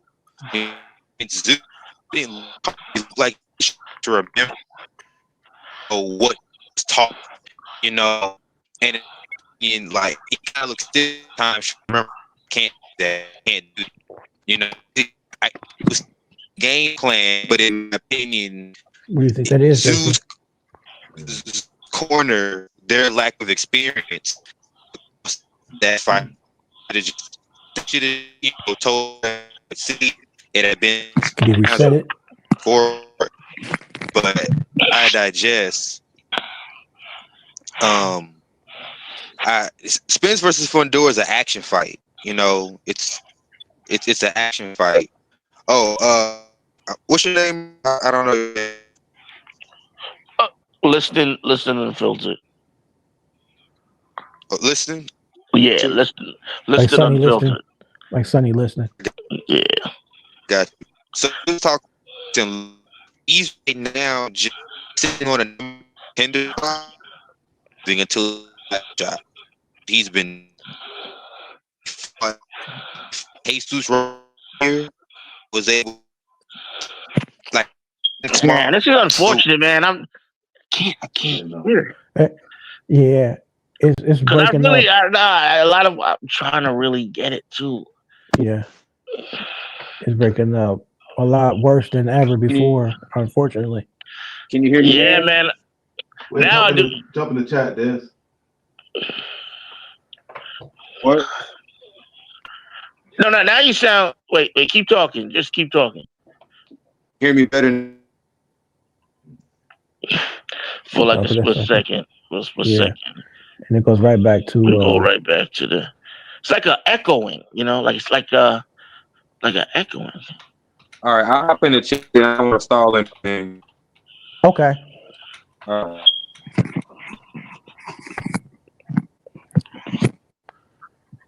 All right, he's gonna hop back in the chat room, communicate with us.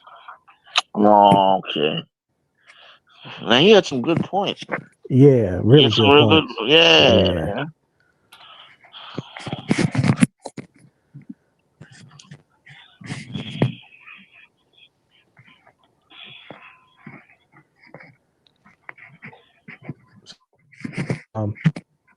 Responding back to the fact that Fundora fighting in close is something that many people can't do that are his size. You were responding back to him that Fundora has that skill to fight in close for a lengthy guy. Oh, look at all these comments. This is cool, man. Yeah. Doing it, bro. Okay.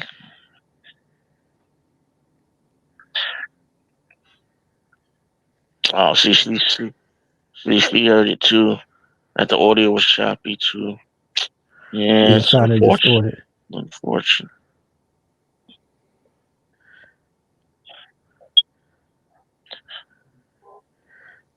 All right. So yeah, Fundora, man. I'm just looking to see what approach he'll take with Spence.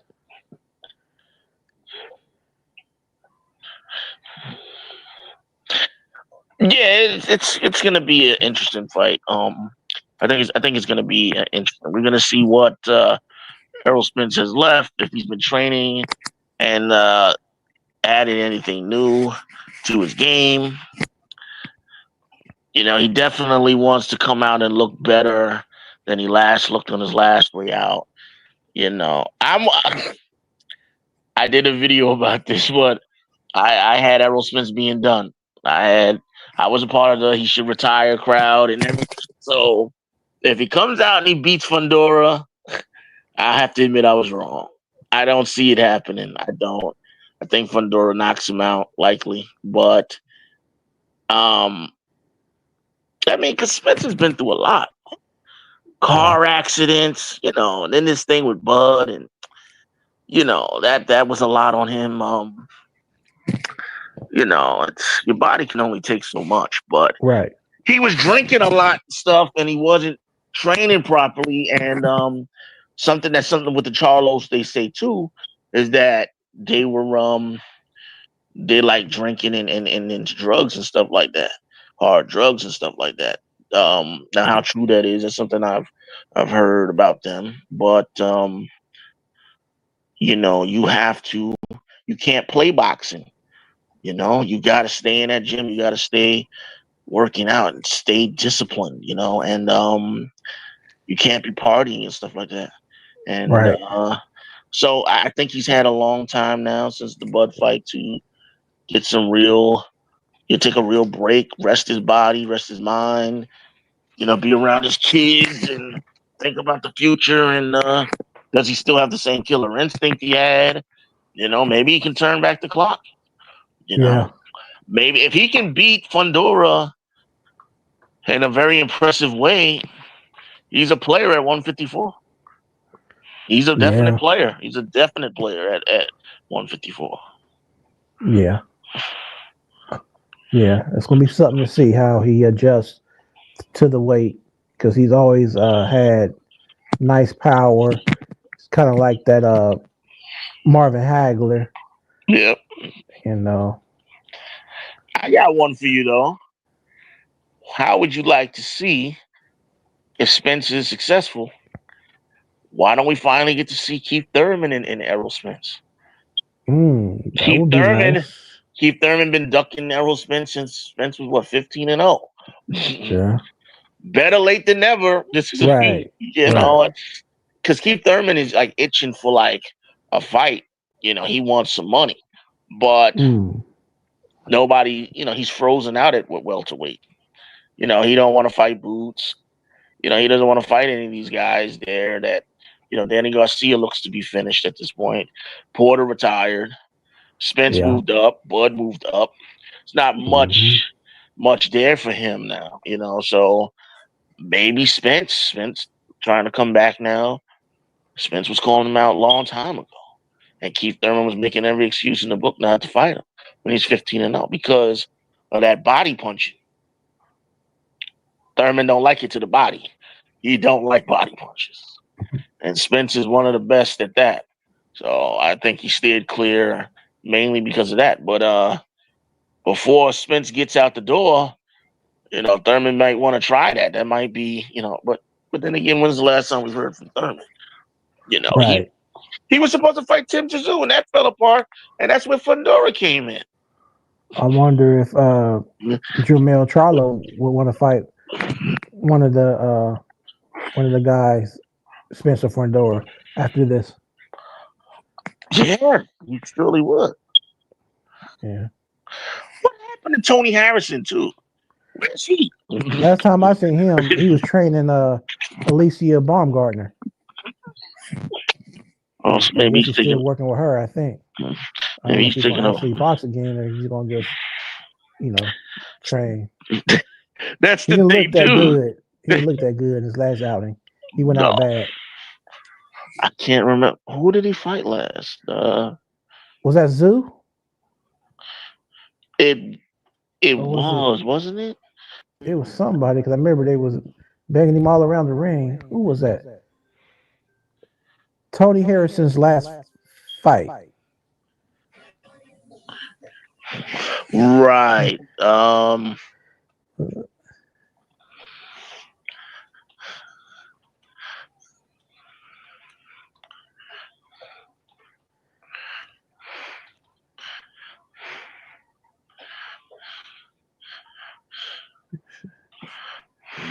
Yeah, it was Tim Tszyu. Yeah, Tim Tszyu. That was him. Yeah. Yeah, Tim Tszyu just housing. Wasn't he talking like a lot of trash to Tim Tszyu too? Kind of, but probably just to build the fight. But I think after that, he showed a lot of respect to him. Oh, that's good. Yeah, Tony Harrison, no joke. My guy, who I used to really be a huge fan of, and sadly, I don't know where he is. Jarrett Hurd, the man that's been forgotten. I forgot about him. Yeah. Used to be the man. Yeah. And he started tweaking with his style. He started trying to, change his style. They kept telling him, "Oh, you're getting hit too much," but it worked for him. It worked for him. That style. Started trying to box more and didn't work out. Didn't work out. He lost to what? When he lost to J-Rock. Yeah, that didn't work out too well. Then I think he had one fight after that. So he's not even around anymore. Shame. And who was the one guy? You might be to refresh my memory. He used to be on a lot of the Triller events. The boxer. He fought on a couple of Triller cards. Badu Jack. Oh yeah, Badu Jack. I haven't heard much from him. No, I haven't heard much from him either. He won the cruiserweight belt. He won the cruiserweight belt. What's the dude's name? Madu. What's the guy? That was so long ago. That was a few years ago. I haven't heard anything from Badu Jack since then. Then there was what the one fight where he was bleeding from the cut in his head. Yeah. I remember that. Yeah. That was against Adonis Stevens when he was still fighting. Another guy who just got out in time before things were too late. Thank God, man. He had some scary moments too. You don't even hear about Adonis Stevenson anymore. No news on him or anything at all. Nothing. Yeah, man. So I appreciate you following through. That was clutch. Nah, no problem, man. I'm glad I could help. I told you I always be here for you, man. We do this YouTube thing together, man. And yo, do you mind if I share this on my YouTube? This video? Oh yeah, go ahead. Yeah, because I'd like to share this on my. Thank you, brother. I appreciate it. And I'll promote you. As well. I'll put your info and everything. Okay, brother. Few subscribers and stuff I got. Tell them to subscribe to you. Give you a shout out. That's love, man. That's love, man. Like I say. So let me know. Definitely when you do this again, man. And okay. I definitely appreciate being on the podcast. I definitely enjoyed it. I'm glad I came. Yeah. Definitely, man. I definitely am, man. We'll see if we can get you a few subscribers too. I appreciate it, brother, man. Like they say, deeds don't go unnoticed, man. So much love, bro. Much love, man. And for everybody out there in the description area, I have merch online too. I don't know if I told you that, but I have an online store. People can purchase hats, and I got the tees and I think hoodies. But if you go online, you'll see. Well, Ring Walk Boxing Podcast, the website. So if you can't find it, it's in the description. But if you can't find it, I'll send you a link directly. Do that. On Messenger. Do that. Yeah. Good. I got you, brother. All right. Good. Till next time. All right, my man. To everybody in the chat, hope you enjoyed. God bless. Happy holidays, and hope everyone has a happy new year.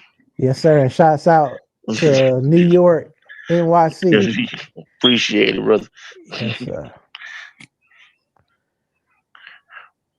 All right, my man. I'll be hollering at you here soon. All right, bro. All right, man. Wait. All right, ladies and gentlemen. I appreciate everybody here, as always, on another live episode of Ring Walk Boxing Podcast. Like I said, before you jump off, if you have not, hit the thumbs up. And for everybody here, reach out to a few people in your household, at the job, at the gym, wherever. Just let them know about Ring Walk Boxing Podcast and to hit that subscribe button for me. It goes a long way. So I appreciate everybody again, and we'll catch you on the next round. Peace.